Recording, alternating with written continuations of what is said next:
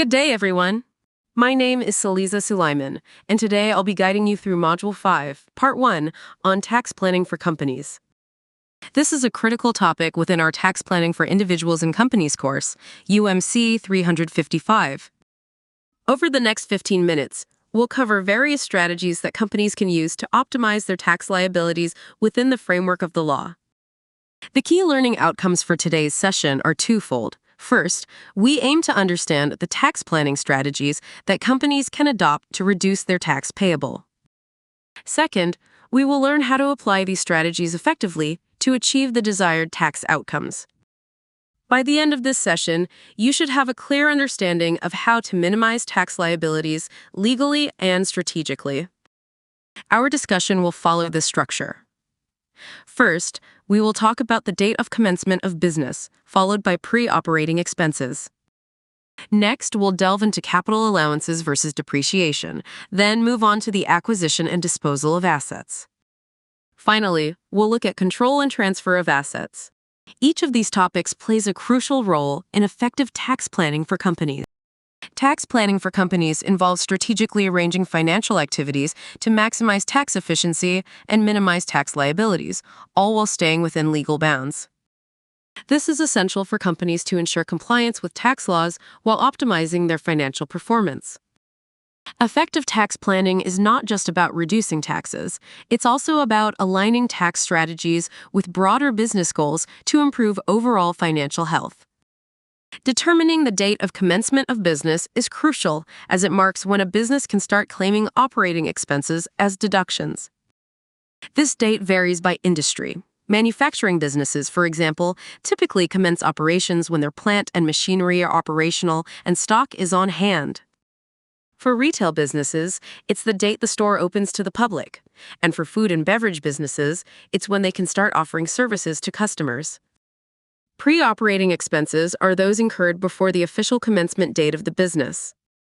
In Malaysia's tax system, these costs are usually not immediately deductible.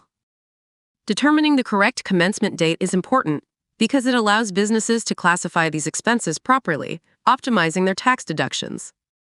Generally, expenses incurred before the commencement of a business are not deductible, as they are not considered to be incurred wholly and exclusively in the production of gross income. Once the business has commenced, if the company incurs a business loss, it can offset this loss against other income in the current year, or carry it forward to offset future business income. However, revenue expenses incurred before the commencement of business are not allowed as deductions. Only after the business has commenced can the company obtain tax deductions for revenue expenses. Capital expenditures incurred prior to the commencement of business are also not immediately deductible, but may qualify for capital allowances once the business has commenced. These qualifying expenditures are considered to be incurred on the commencement date for the purpose of claiming capital allowances. There are some pre-operating expenses that are deductible at the date of commencement of business, such as incorporation fees and qualifying training expenses for potential employees. These expenses are deductible if they were incurred within 1 year prior to the commencement of business. Properly managing these expenses can significantly impact a company's initial tax liability. Capital allowances are a powerful tool in tax planning, allowing businesses to reduce taxable income and defer tax liabilities. By managing the acquisition, disposal, and timing of deductions for assets strategically, businesses can lower their tax burden, improve cash flow, and align their tax strategy with broader investment goals. Effective use of capital allowances can lead to significant tax savings. Depreciation, recognized in financial statements, is deducted from revenue to determine net profit before tax, but it's a non-allowable expense for tax purposes. In contrast, capital allowances are deductions allowed against adjusted business income and are specifically used to reduce taxable business income.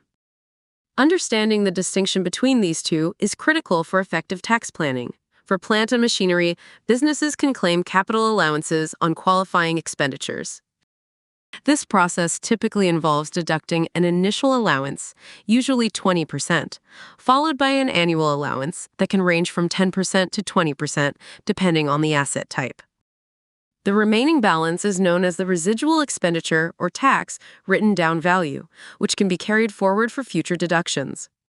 For industrial buildings, companies can claim an initial allowance of 10% on qualifying building expenditures, followed by an annual allowance of 3%. As with plant and machinery, the residual expenditure or tax written down value can be carried forward, providing ongoing tax relief over the building's useful life. In conclusion, tax planning for companies is an essential part of business strategy. By understanding and applying the principles discussed, such as the timing of business commencement, proper classification of pre-operating expenses, and strategic use of capital allowances, companies can optimize their tax liabilities and improve their financial performance. Thank you for your attention.